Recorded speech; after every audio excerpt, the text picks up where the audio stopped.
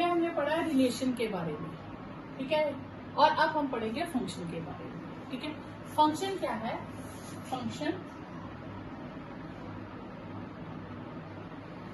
और relation, function एक relation से ही बनता है। Relation from A to B is said to be function, function if each element of A is uniquely, या each element of A is associated with unique element of B। ए का हर element B से connect तो हो, पर किसी एक से ही connect होगा।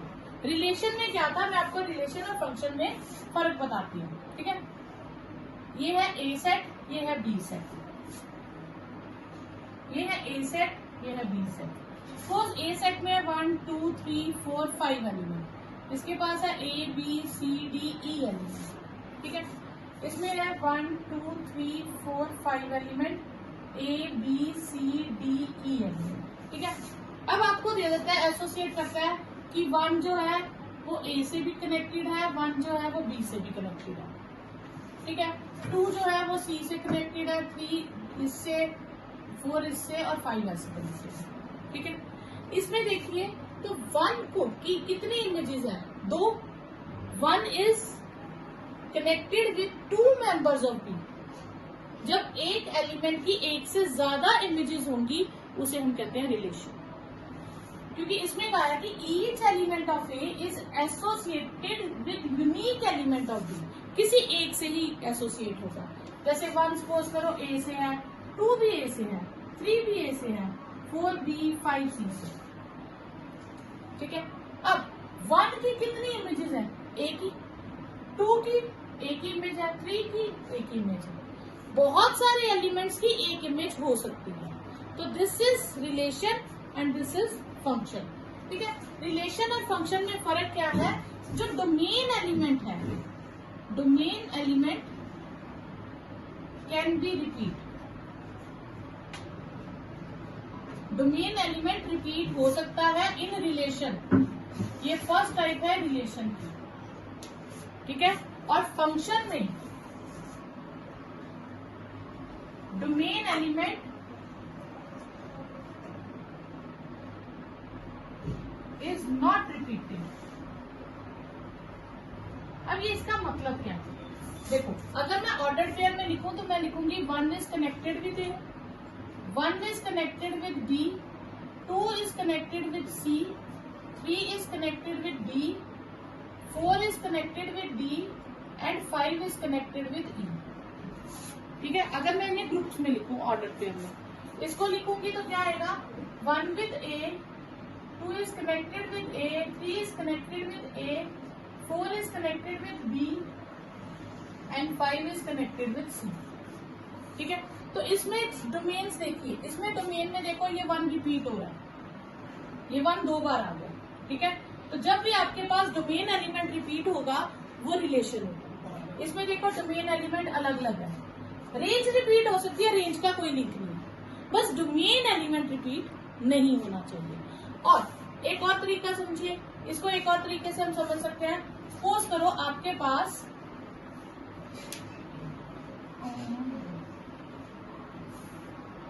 पास 2 सेट्स हैं, ए और बी। सेट ए समझ लो स्टूडेंट्स है, सेट ए क्या है? स्टूडेंट्स, जिनको हॉस्टल में, अब वहां आपने कहीं एडमिशन ली 12th के बाद, ठीक है, तो आप सपोज करो किसी कॉलेज में जाते हो। अब कॉलेज, ये फंक्शन नहीं है, ठीक है, ये फंक्शन है, क्योंकि यहाँ पे 5 रह गया था, तो this is not a function, this is not a function, only this is a function, ठीक है। क्योंकि यहाँ पे 5 मैंने कहा था कि 5 को एडमिशन ही नहीं मिली, वो एडमिशन तो मिल गई, कोर्स ज्वाइन नहीं किया, दिस इज नॉट पॉसिबल, तो ये फंक्शन नहीं है। सॉरी, मैं गलती से बोल रही, ये फंक्शन है, this is not a function, this is a function. First बताइए, फंक्शन है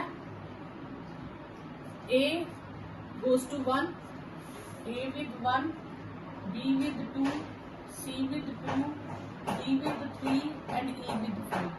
डोमेन रिपीट नहीं हो रही और सारे एलिमेंट भी ए के कनेक्ट हो रहे हैं, इसका मतलब ये फंक्शन है।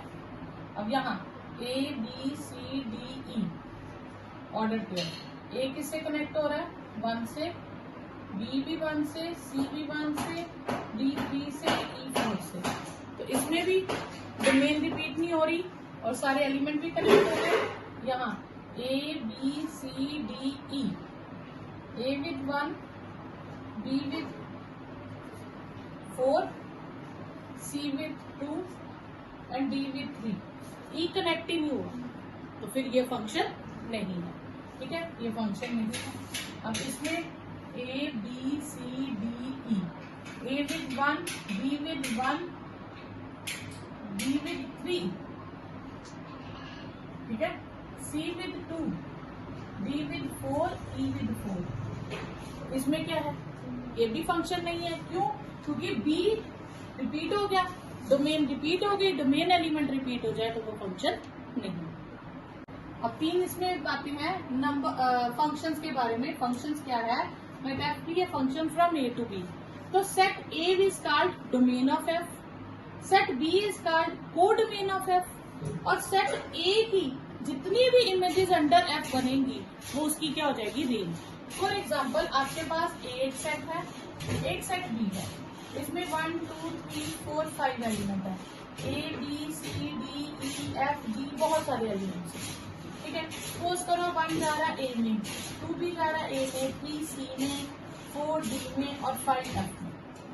सपोज तो मतलब आपके पास जो फंक्शन है वो किस तरह का हो जाएगा, 1 with A, 2 with A, 3 with C, 4 with D and 5 with F, ठीक है। अगर हमें कहें इसकी डोमेन बताओ तो डोमेन में क्या आ जाएगा, ए पूरा सेट, ए का कोई भी मेंबर कम नहीं होगा, क्योंकि अगर ए का मेंबर कम होगा तो फिर वो फंक्शन ही नहीं रहेगा। और कोडोमेन क्या होती है, कोडोमेन होती है दूसरा पूरा set, A B C D E F G. और रेंज क्या होती है, रेंज होती है जहां जहां उसके आंसर्स आए। ए आया एक आंसर में, एक सी है, बी है और एफ है, तो ये रेंज है, ठीक है। करिए ना, अब एक सेट ए है और एक सेट बी है, ए से बी तक हम कितने फंक्शंस बना सकते हैं। एमसीक्यू में ये भी आपको क्वेश्चन आ जाता है कि मान लेते हैं ए में पी एलिमेंट्स है और बी में क्यू एलिमेंट्स है, ठीक है। अब नंबर ऑफ फंक्शंस का मतलब क्या होगा कि इसमें कितने हमारे पास एसोसिएट करने की ऑप्शंस है। सपोज करो मैं आपको सिंपली बताती हूँ, जैसे मेरे पास 3 मेंबर्स हैं और इधर मेरे पास ए बी सी डी ई है। तो फर्स्ट बच्चा जिसने एडमिशन ली उसके पास कितनी ऑप्शंस हैं, 5 ऑप्शंस है, 5 में से वो कोई भी एक चूज कर सकता है। तो पहले के लिए कितनी ऑप्शंस है, 5 ऑप्शंस। दूसरे स्टूडेंट के लिए कितनी ऑप्शंस है, 5, और तीसरे स्टूडेंट के लिए 5, यानी कि 5 का क्यूब हो गया। तो ये एलिमेंट्स बेस बनेंगे और ये उसकी पावर बनेगी। तो नंबर ऑफ फंक्शंस हो जाएंगे Q raised to power p, क्योंकि पहले के लिए भी क्यू ऑप्शंस, दूसरे के लिए भी क्यू ऑप्शंस, तीसरे के लिए भी क्यू ऑप्शंस, तो Q Q Q p times आ जाएगा, तो Q raised to power p हो जाएगा। तो ये आपने फॉर्मूला याद रखना है, पेपर में ये क्वेश्चन आ जाता है आपको कि जैसे आपको क्वेश्चन आ जाता है ए में 2 एलिमेंट्स है, बी में 3 एलिमेंट्स हैं, तो नंबर ऑफ फंक्शंस क्या होंगे। तो ऑप्शन में आपके पास आ जाता है 2 रेज़्ड टू पावर 2 होगा, 3 रेज़्ड टू पावर 2 होगा, 2 रेज़्ड टू पावर 3 होगा या 3 रेज़्ड टू पावर 3 होगा। तो क्या होगा 3 रेज़्ड टू पावर 2, 3, ये आपके पास ये करेक्ट, ठीक है। ये MCQ. Real valued function, real valued function mean वो फंक्शंस जिनके आंसर्स रियल है। जैसे एक f is a mapping from a to b, f is called real valued function if b is subset of real number, ठीक है। और एक होता है रियल फंक्शन। रियल फंक्शन क्या होता है, f is a function from a to b, f function if A and B both are subsets of R। अगर दोनों ही R के रियल नंबर के सबसेट्स हो जाए तो फिर वो क्या हो जाएगा, रियल फंक्शन। अब इसमें उसने कहा है कि सिर्फ इमेज जो है वो रियल होगी। जैसे फर्स्ट इसके लिए मैं एग्जांपल ले लूं, फर्स्ट के लिए fx मेरे पास है सपोज करो 2, ठीक है। अब मैं f ऑफ आयोटा लूंगी, ठीक है, तो वो क्या आ जाएगा, वो 2 ही आएगा। f ऑफ 3 लूंगी, वो भी 2 आएगा।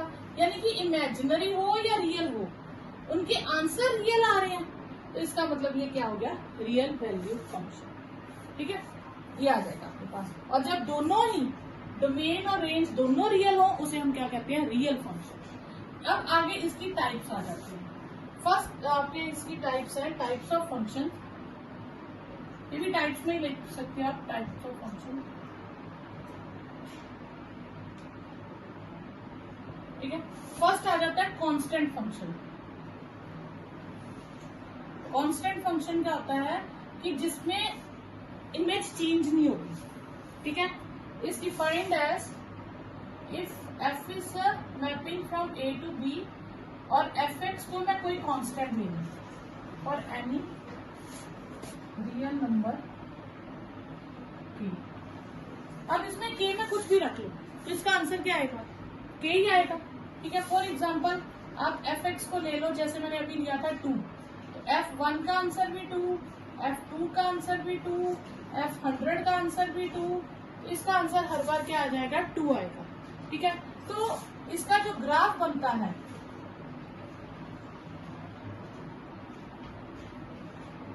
तो ये जो होता है ना, जो आंसर है, इसे हम y एक्सिस पे शो करते हैं और जो फिल करते हैं वो x एक्सिस पे शो करते हैं, ठीक है। जैसे सपोज f0 है तो भी आंसर 2 है, x1 है तो भी आंसर 2 है, x2 है तो भी आंसर 2 है, तो जितने भी आएंगे आपके पास ये ग्राफ आ जाएगा, ठीक है। और ये क्या ग्राफ आ जाएगा, fx इज इक्वल टू 2 का।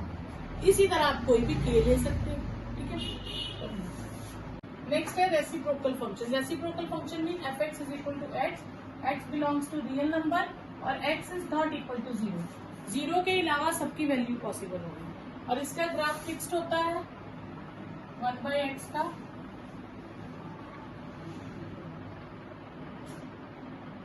अब जैसे जैसे हम x की वैल्यू बढ़ाते जाएंगे आंसर उतना ही कम होता जाएगा और जितना x की वैल्यू को कम करते जाएंगे आंसर उतना ही ज्यादा होता जाएगा। तो इसका ग्राफ इस तरह से होता है, पैरेलल, इन्फिनिटी से इन्फिनिटी की ओर। पॉजिटिव के केस में पॉजिटिव आता है और नेगेटिव के केस में नेगेटिव आता है। ये सब आपको 11th में बताया।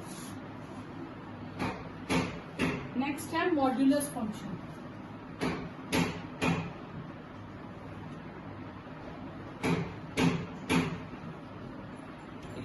मॉड्यूलस फंक्शन होता है fx is equal to mod x where x belongs to real number, ठीक है। अब मॉड्यूलस फंक्शन को हम लिखते कैसे हैं, मॉड्यूलस फंक्शन का मतलब होता है x when x is greater than और इक्वल टू 0 और minus x when x is less than 0। ये आपने याद रखना, क्योंकि x जब पॉजिटिव है तो उसको एज इट इज लिख दो। तो जैसे हम करते हैं कि मॉड 7 का निकालो तो 7 ही लिख दो क्योंकि 7 पॉजिटिव था। मॉड ऑफ -7 तो -7 कर दो जिससे वो पॉजिटिव हो जाए। तो पॉजिटिव टर्म को एज इट इज लिख दो, नेगेटिव के साथ एक माइनस लगा दो, ठीक है। अब इसमें मैं टर्म्स पॉजिटिव भी डालूंगी नेगेटिव भी डालूंगी पर आंसर हमेशा क्या आएगा, पॉजिटिव, ठीक है। तो यानी कि इसमें अगर मैं देखूं तो 1 का आंसर 1 है और f ऑफ माइनस का आंसर भी 1 है, f ऑफ 2 का आंसर 2 है और f ऑफ -2 का आंसर 2 है, f ऑफ 3 का आंसर 3 है, f ऑफ -3 का आंसर भी 3 है। यानी कि इसका जो ग्राफ बनता है वो कैसा होता है,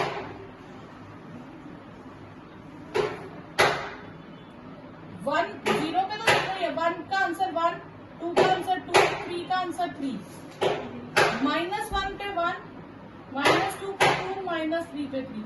इसका जो ग्राफ होता है वी शेप होता है, ये याद रखेंगे। आगे ये सारे क्वेश्चंस आपको इंटीग्रेशन में भी यूज होते हैं, integration area related to curve में यूज होते हैं एक चैप्टर में। तो ये ग्राफ बनाना आपको। नेक्स्ट है ग्रेटेस्ट इंटीजर फंक्शन। इसको इस तरह से भी लिखते हैं ब्रैकेट डाल के, या नीचे से क्लोज करके भी कई बार डाला जाता है। ग्रेटेस्ट इंटीजर फंक्शन होता है, ये आप लिखिएगा कि जितने भी x बिलोंग्स टू है, इसका मतलब है ग्रेटेस्ट इंटीजर। ग्रेटेस्ट इंटीजर इसका मतलब क्या है? इंटीजर लेस देन और इक्वल टू x। ठीक है, अब इसमें क्या है देखिए, ये क्या है, जैसे सपोज करो 2.7 है, कोई नंबर दिया है, तो आपने 2.7 से देखना किन दो इंटीजर्स के बीच में आता है, 2 और 3। तो इसके पीछे बहुत सारे इंटीजर है जो इससे कम है, तो उसने कहा है ग्रेटेस्ट लेना। किनका ग्रेटेस्ट लेना? जितने भी नंबर उस x से छोटे होंगे, जितने भी इंटीजर। अब 2.7 से छोटे ये सारे इंटीजर्स हैं, उनमें से जो सबसे बड़ा है तो वो लेंगे। तो वो क्या लेंगे? 2, यानी कि जो सबसे साथ वाला होगा उसको लेंगे। तो 2.7 का आंसर क्या आ जाता है? 2। 2.6 का आंसर क्या आएगा? 2। 1.4 का 1। ठीक है, अब -7.6 का क्या आएगा? अब आप देखोगे क्या है, -7.6 किस किस के बीच में होता है? -8 और -7 के बीच। तो हम क्या लेंगे? -8। ठीक है, तो पॉजिटिव के केस में वही इंटीग्रल आ जाता है, नेगेटिव के केस में एक कम करते हैं। ठीक है, इसी तरह से एक आता है smallest integer function. Smallest integer function, इसे हम लिखते हैं इस तरह से डालकर ऊपर से स्मॉलेस्ट। ठीक है, और ये आ जाता है, इसका मतलब क्या है? Greatest integer. ठीक है, स्मॉलेस्ट इंटीजर इसमें उल्टा हो जाएगा, स्मॉलेस्ट इंटीजर ग्रेटर देन और इक्वल टू x। तो इसमें हमने किया था लेफ्ट वाला लिया था, अब उसमें हम कौन सा लेंगे? राइट वाला। ठीक है, तो ये आपके पास आ जाएगा 7.6 का क्या आ जाएगा? नेक्स्ट 8। ठीक है, 2.4 का नेक्स्ट क्या आ जाएगा? 3। -1.6 का नेक्स्ट क्या होगा? -1। इसमें राइट वाला लेंगे, एक अगला नंबर लेंगे। नेक्स्ट है स्मॉलेस्ट इंटीजर। ठीक है, स्मॉलेस्ट इंटीजर में हमने क्या किया था? हमने उसका क्या लिखना होता है कि उससे ग्रेटर देन और इक्वल, उससे बहुत सारे बड़े इंटीजर्स हैं, उनमें से जो सबसे छोटा है। जैसे मेरे को नंबर दे दे 2.9। 2.9 से बड़े बहुत सारे इंटीजर्स हैं, 3, 4, 5, 6, ये सारे इंटीजर 2.9 से ग्रेटर है, पर उनमें से जो सबसे छोटा है वो 3 है। मतलब हमने नेक्स्ट लिखना होता है। अब इतना याद रखिए, स्मॉलेस्ट में हमने राइट नेक्स्ट लिखना होता है और ग्रेटेस्ट इंटीजर फंक्शन में लेफ्ट लिखना होता है। ठीक है, जो नियरेस्ट लेफ्ट होता है। अब यहाँ पे अगर हम देखें तो 0.1 से लेके 0.9 तक और 1, इन सब का आंसर कितना है? 1। 1.1 से लेके 1.9 और 2, इन सब का आंसर है 2, क्योंकि हमने नेक्स्ट लिखना है राइट वाला। 2.1 से 2.9 और 3, इन सब का आंसर है 3। यानी कि जितनी वैल्यूज 0.1, 0.2, 0.3, ये जितनी भी वैल्यूज हैं, ठीक है, इन सब के लिए एग्जैक्ट वैल्यू कितनी है? y की वैल्यू 1। तो इन सब का ग्राफ यहाँ बनेगा। ठीक है, और 0.1 का 1 और 1 का आंसर भी 1 है, तो यहाँ पे ये चीज क्लोज हो जाएगी और ये ओपन होगा। ठीक है, अब जैसे हम लेते हैं 1.1 से लेके 2 तक, तो 1.1 से लेके 2 तक जितनी भी वैल्यूज है, इन सब के लिए 2 है। तो 1.1 से 2 तक की जितनी भी वैल्यूज है, उन सबका आंसर कितना? 2। तो ये जो आंसर्स है हम y एक्सिस पे शेड करते हैं, और जो अंदर लिखी हुई वैल्यूज है ये x एक्सिस पे प्लॉट करते हैं। अब x की वैल्यूज है 2.1 से लेके 2.9 और 3, ये x की वैल्यूज है, लेकिन y की वैल्यू हर बार कितनी है? 3। तो इसका बनेगा 2 पॉइंट समथिंग से लेके 3 तक, इसका आंसर आएगा 3। इसी तरह नेगेटिव में आ जाएगा आपके पास, नेगेटिव में ये आ जाएगा -1 से 0 तक के आंसर्स, फिर ये आ जाएंगे -2 से -1 तक के आंसर, ये -3 से -2 तक के आंसर। इनमें राइट पे शेड होता है, ठीक है, क्लोज, और इसमें लेफ्ट में होता है। बस आपने याद रखना है, जैसे 2.9 है, सपोज अगर आपसे पूछा जाए ग्रेटेस्ट इंटीजर फंक्शन पूरी तरह से क्लोज ब्रैकेट हो या नीचे से क्लोज ब्रैकेट हो, तो उसका आंसर होगा लेफ्ट वाला 2। और यहीं पे अगर वो आपसे ग्रेटेस्ट स्मॉलेस्ट इंटीजर फंक्शन पूछ ले तो वो आपने ये वाला आंसर लिखना है। ठीक, ये जो है ये कितने में ग्रेटेस्ट है, ग्रेटेस्ट और ये स्मॉलेस्ट इंटीजर फंक्शन, ठीक है। ओके, अब इसका हम ग्राफ करेंगे। ग्राफ क्या है, आप यहाँ पे देखिएगा, जैसे 0.2 है उसका आंसर आएगा 0 इंटीग्रल वैल्यू, ठीक है। 0.9 उसकी वैल्यू भी 0 आएगी। 1.1 1 आएगा, 1.9 ये भी 1 आएगा, ठीक है। यानी कि 1 की एग्जैक्ट वैल्यू जो है वो भी 1 होगी। तो 1 से लेके 1.9 तक सबका आंसर कितना होगा, 1। इसी तरह 2 से लेके और 2.9 तक मैं आंसर दूं, उनका आंसर 2 होगा। 3 से लेके 3.9 तक जितनी भी टर्म्स हैं उनका आंसर 3 होगा, एंड सो ऑन। तो दिस मीन्स कि अगर x की वैल्यू 0, 0.1, 0.2, 0.3 कुछ भी है x की वैल्यू, तो y कितना रहेगा, y 0 रहेगा। दिस मीन 0 से स्टार्ट होगा और 1 नहीं, 1 पे ओपन सर्कल कि 1 इंक्लूड नहीं कर रहे, 0 पॉइंट समथिंग तक आंसर क्या रहेगा, 0। तो इसका ग्राफ जो है वो इस तरह से स्टेप में बनेगा। अब 1 से 1, 1.1, 1.2, 1.9 तक की जो वैल्यूज है उनका आंसर 1 रहेगा, तो 0 पे 2 पे ये ओपन हो जाएगा, ठीक है। 2 आने पे 2 यहाँ पे क्लोज होगा। 2 से 2.9, 2 पॉइंट कुछ भी होगा उनकी वैल्यू 2 रहेगी, 3 से पहले 3 पॉइंट समथिंग से 3 से 3 पॉइंट समथिंग तक आंसर क्या रहेगा, 3। तो इसकी जो ग्राफ बनेगा ये इस तरह से स्टेप्स में बनता है। तो यहाँ पे आ जाएगा आपके पास -1 से 0 ओपन, -2 से -1 ओपन, -3 से, ठीक है। ये सारे ग्राफ इस तरह से बनेंगे। और लीस्ट इंटीजर, स्मॉलेस्ट इंटीजर में क्या होगा आपके पास, 1 1 signum function next type. f is a function real to real number. इसमें फंक्शन में आपको क्या डिफाइन होगा, ये फिक्स्ड होता है, जितने भी पॉजिटिव नंबर है उन सब की इमेज होगी 1, और जब x 0 है तो उसकी इमेज होगी 0, और जितने भी नेगेटिव नंबर है उनकी इमेज होगी -1।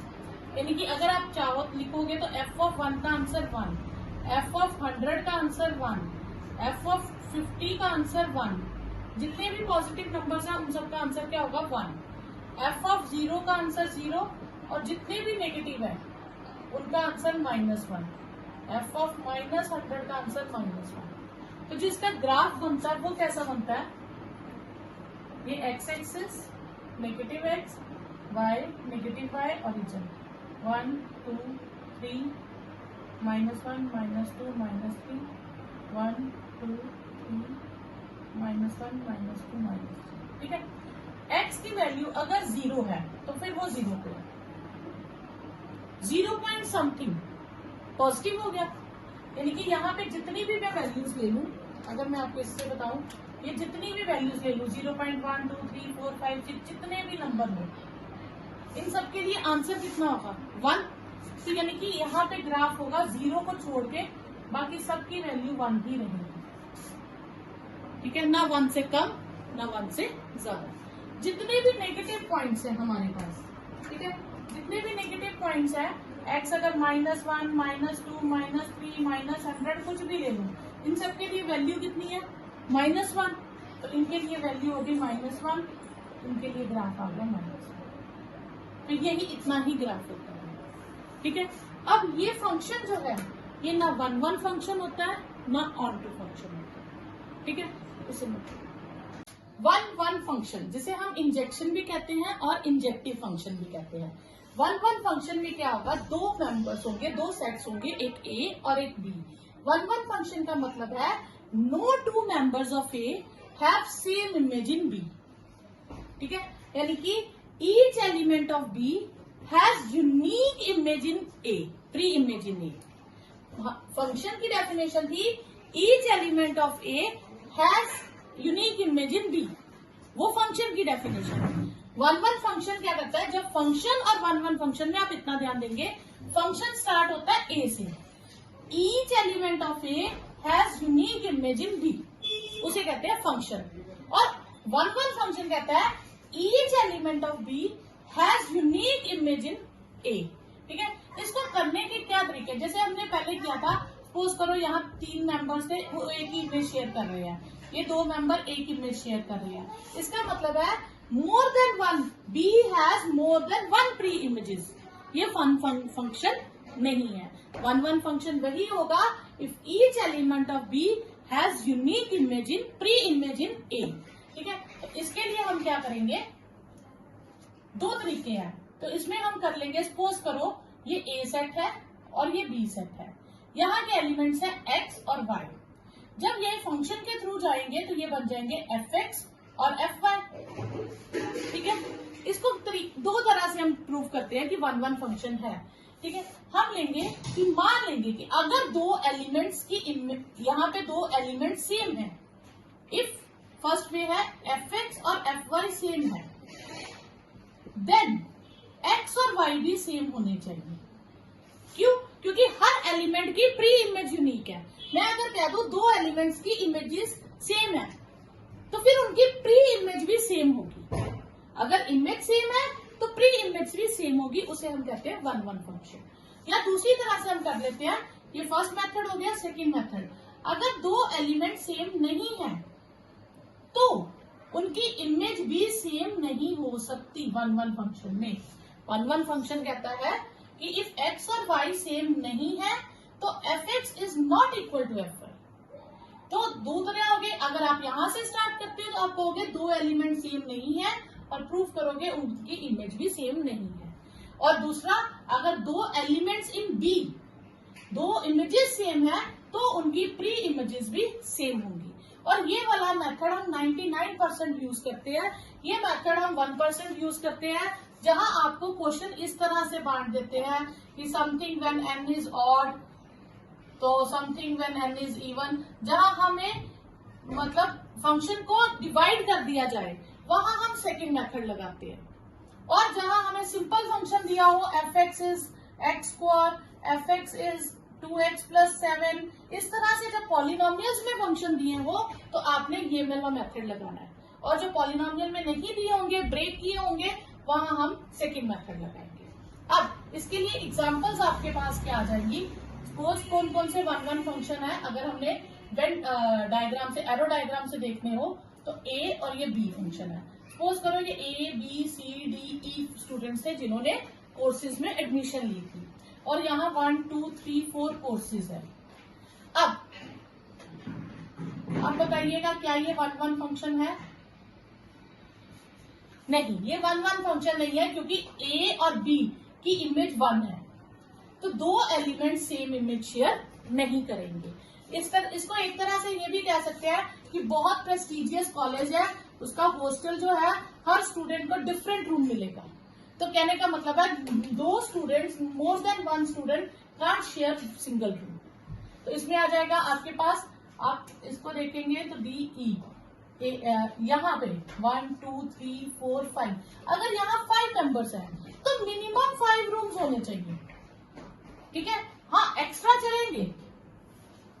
तो अब हम करेंगे कि कितने फंक्शंस वन वन फंक्शंस हो सकते हैं। ये क्वेश्चन आपको एमसीक्यू में आता है, जेई में ऐसे क्वेश्चंस आते हैं कि F is a function from A set to B set. A में मान लेते हैं पी मेंबर्स है और बी में क्यू मेंबर्स है।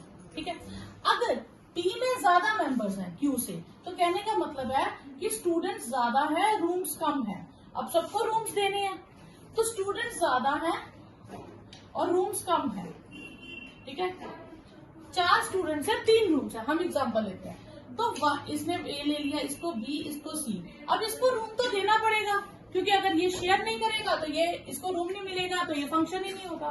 तो यहाँ पे हम क्या करेंगे, हम इसको किसी न किसी के साथ शेयर करवाएंगे, तो दो एलिमेंट की सेम इमेज हो गई, तो ये पॉसिबल नहीं है। अगर दोनों सेम है तो फिर तो p फैक्टोरियल आ जाएगा। अगर p में कम है, q में ज्यादा है, एक्स्ट्रा रूम्स है, तो फिर फॉर्मूला क्या लगेगा, q factorial upon q minus p factorial. तो इस तरह से आप ढूंढ सकते हो number of functions. Surjective onto function या सर्जेक्शन या सर्जेक्टिव फंक्शंस, ये नाम है। फंक्शन को ऑन टू फंक्शन क्या कहेंगे, देखिए ये था सेट ए और ये था सेट बी और ये था फंक्शन, ठीक है। अभी हमने इसके लिए एग्जांपल की थी, ये स्टूडेंट्स मान लो और ये हॉस्टल के रूम्स मान लो, यही था। तो यहाँ कहने का मतलब था, अब जैसे मैंने एग्जांपल लेती हूँ 1 2 3 4 5 A B C D E F G, ऐसे बहुत सारे वैल्यूज।